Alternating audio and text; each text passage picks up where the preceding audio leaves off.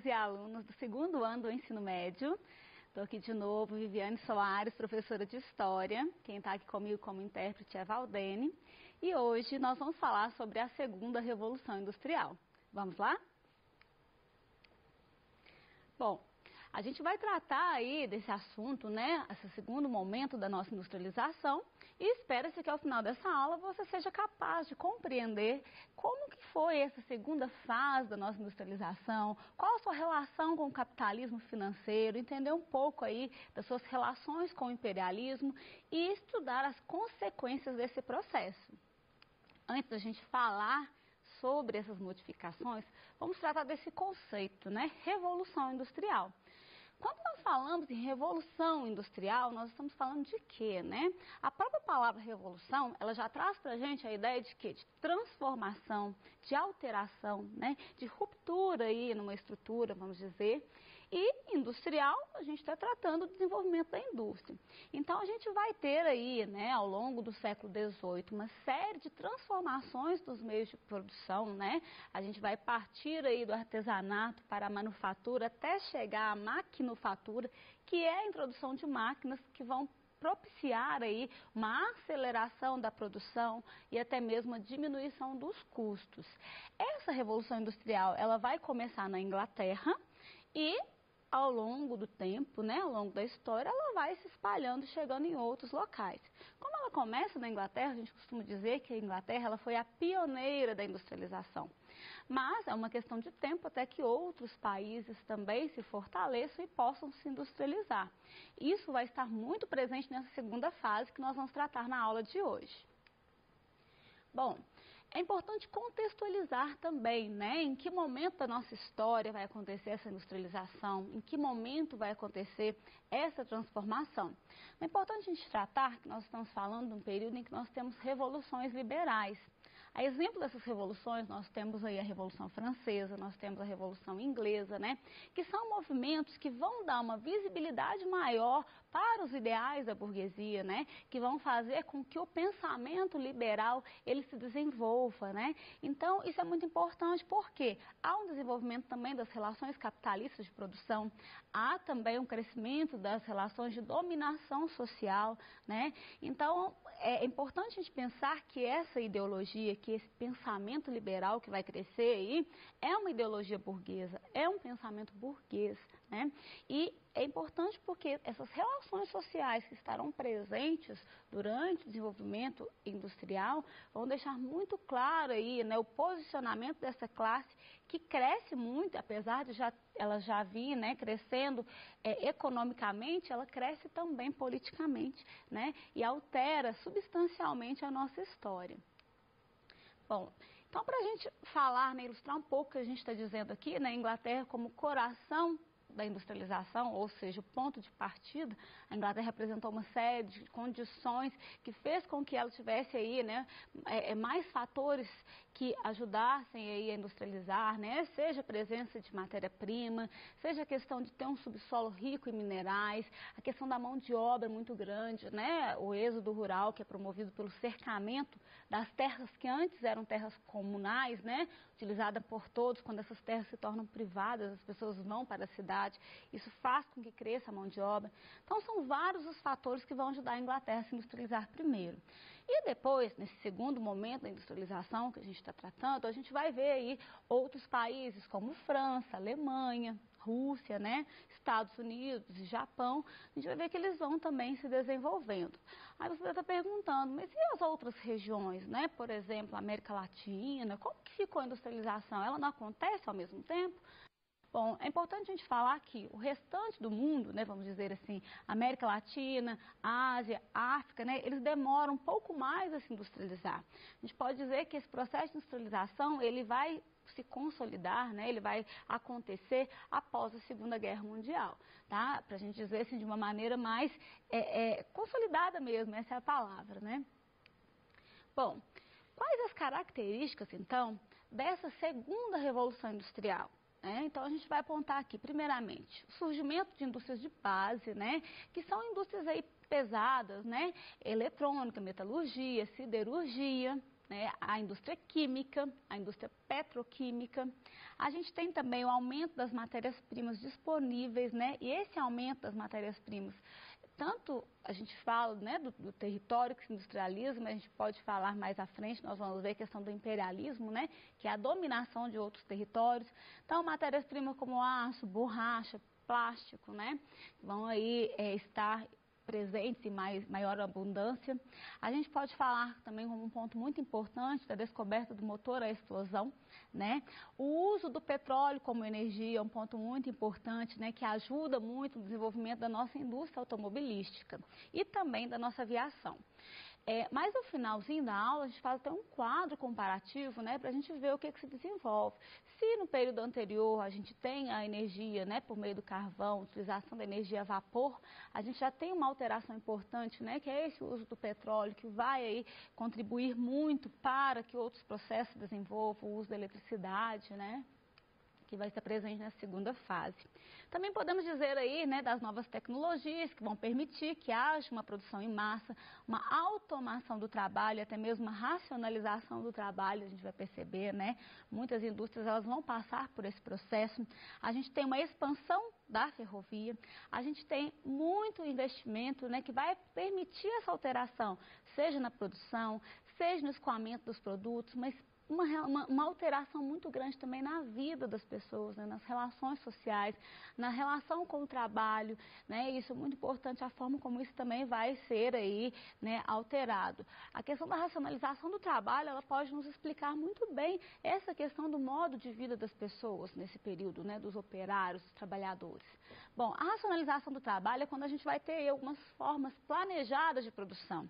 E esse planejamento, ele é uma forma, uma maneira encontrada, né, para agilizar o processo, né, então produzir mais rápido e você tem aí, né, o uso, se possível, do menor número de pessoas, né, ao mesmo tempo você tem uma redução no custo final do produto.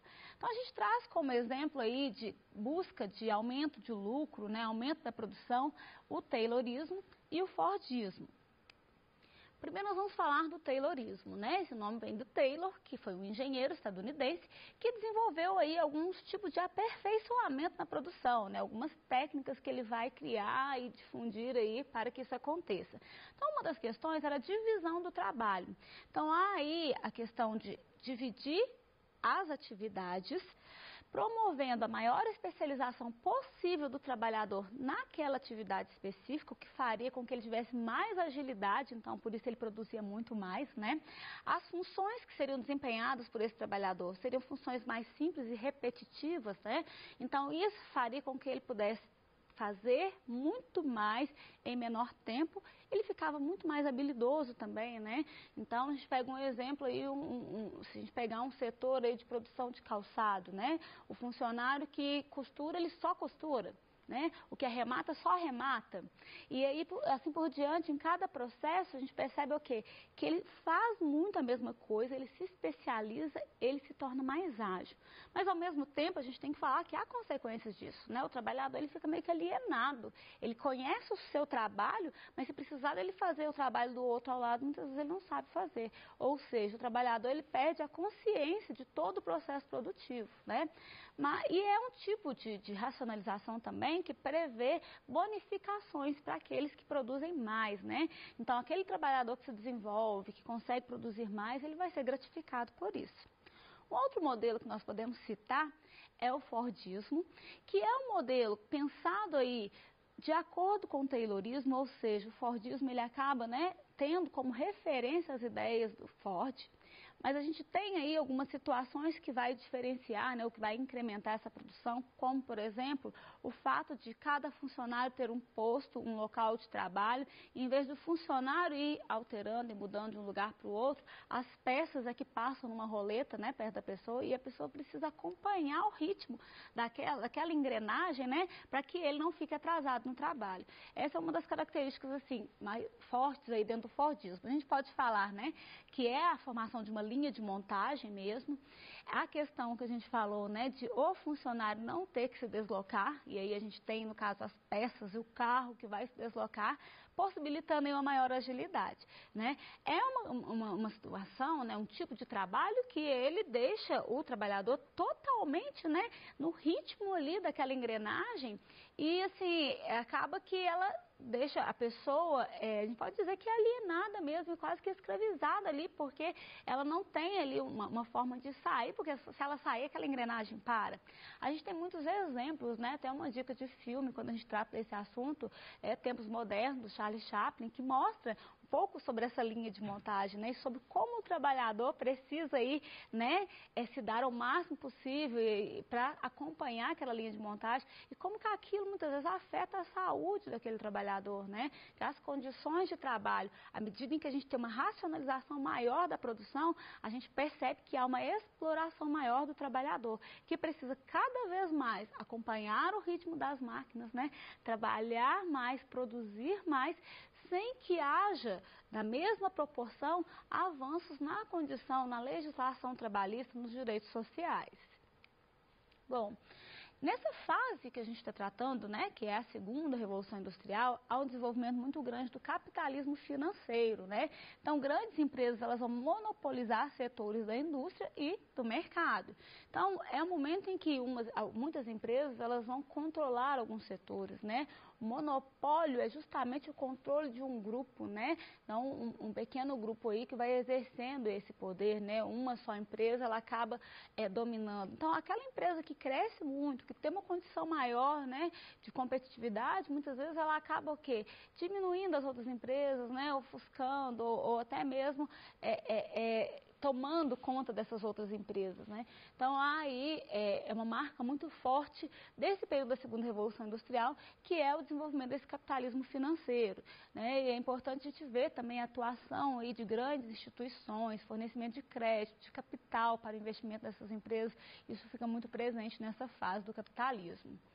Bom, todo esse desenvolvimento e pensarmos então que outros países estão crescendo, né? A gente fala lá do inicinho da Inglaterra e como que outros países também vão se desenvolvendo, a gente precisa pensar que há uma competitividade muito grande entre esses países, porque todos eles estão buscando as mesmas coisas. Eles precisam de matéria-prima com custos menores e eles precisam de mercado consumidor, que é quem vai comprar aqueles produtos, né? Então, nessa busca por mais local onde vender e mais local onde explorar, né, a matéria-prima, a gente tem o que a gente conhece como imperialismo, que é quando temos a dominação de outros territórios. Uma dominação que ela pode ser econômica, cultural, política, né? Isso foi muito forte. Dizemos que nesse período de desenvolvimento industrial, as potências, elas começam uma corrida imperialista, né? Uma busca aí para conquistar colônias e que possa fazer dessas colônias locais, tanto de retirada de matéria-prima quanto de mercado consumidor, né, local para vender esses produtos. Esse período ele vai acabar, né, essa situação vai acabar justificando e legitimando, né, a dominação, o controle, a exploração de regiões como África e Ásia, né, que nesse período aí de segunda fase da industrialização vão acabar sofrendo por causa dessas potências que precisam aumentar a todo custo a sua lucratividade. Bom, é importante a gente tratar das consequências desse processo de industrialização, né? O que a gente tem como consequência desse desenvolvimento, né? Desse segundo momento de desenvolvimento industrial? Então, a gente tem a produção em massa, né? Então, você tem uma maior produção. A gente tem também a concentração de capital, né? Que está bem relacionado ao capitalismo financeiro que nós tratamos aí. A produção de alimentos, ela vai crescer. Se antes nós produzíamos muito para a subsistência, nós vamos perceber que há uma produção já visando um mercado maior, né? Visando o mercado consumidor aí. A gente tem uma grande diversidade de produtos que estão disponíveis, como fertilizantes, remédios, né? A questão da iluminação e do transporte, né? Nós temos aí também, que já foi falado quando nós tratamos de racionalização, novas formas de trabalho que vão ser inseridas aí, né, nesse contexto. Podemos tratar também como consequência o êxodo rural, ou seja, muitas pessoas que buscam uma vida melhor, buscam condições melhores aí de trabalho, moradia, né, que deixam o campo e vão para as cidades. E aí nesse ponto a gente tem outras consequências decorrentes disso, como o inchaço urbano, né, as situações de marginalização, de favelização, né, crescimento da violência, o desemprego também, que vai crescer muito. A gente precisa entender como que esse desenvolver das máquinas, dessas linhas de produção, eles acabam afetando a necessidade de mão de obra, né? A gente tem aí muitas vezes a diminuição de postos de trabalho, que é outro fator que contribui para essa violência, para essa marginalização que a gente está tratando aqui. Bom, esse quadro que eu trago aqui hoje, dá para a gente fazer uma análise sobre esses momentos da Revolução Industrial, né? Na aula de hoje, nós estamos tratando especificamente da segunda Revolução Industrial, mas é muito importante a gente fazer um quadro comparativo, né? E até referir-se a um terceiro momento, mais para frente, por que não falar, né, de um quarto momento? Mas então a gente precisa ver aí, nesse quadro comparativo, né, como que se dá uma evolução da nossa produção, tanto nos períodos históricos, né? A gente tem aí a primeira Revolução Industrial no século XVIII, já no século XIX, que nós estamos tratando agora a segunda Revolução Industrial, e em meados do século XX a gente tem aí a terceira fase, né? Inicialmente, como nós dissemos hoje, a Inglaterra dá o pontapé inicial, né, nesse processo, e depois a gente tem aí Estados Unidos, França, Alemanha e Japão, e a gente tem nessa terceira fase um crescimento muito forte, né, em Estados Unidos e Japão, que se tornam aí potências importantes, né, no setor industrial. A questão da energia, nós percebemos também como há aí, né, uma alteração. Se a gente começa primeiramente com carvão mineral, depois a gente vai para o petróleo, né, a questão da energia elétrica por meio da hidrelétrica, né, e até chegar na energia nuclear. Não quer dizer que uma energia ela vai excluindo as anteriores, né? Quer dizer que a gente tem o quê? Uma ampliação das formas de energias a serem utilizadas. A questão dos setores também, né? Na primeira Revolução Industrial a gente tem mais o setor têxtil, a questão siderúrgica, né? A gente depois vai para a questão do setor petroquímico, automobilístico, né? A questão aí da metalurgia a combustão e chegando na terceira fase, a gente fala aí, né, a questão da energia aí dos setores aeroespacial, robótica, né, transporte, química, biotecnologia, que está mais presente. Como a gente falou, né, dá para sintetizar aí o tipo de produção, né, desde o inicinho até chegar num quarto momento, que seria o que a gente vivencia, né, que é um período de conectividade maior, de utilização aí de grandes massas de dados, né, que é um período em que a gente diz, né, de como o mundo está conectado. Então, há esse processo evolutivo e a gente continua vivenciando essas alterações no modelo de produção, né, na forma, nos produtos, e isso só tende a crescer, né? Quanto mais tecnologia nós vamos desenvolvendo, mais alterações a gente tem no nosso tipo de produção. Bom, o que nós estudamos hoje, né? A gente viu um pouco sobre a segunda Revolução Industrial, sobre racionalização da produção, capitalismo financeiro, imperialismo e também a respeito das consequências da industrialização.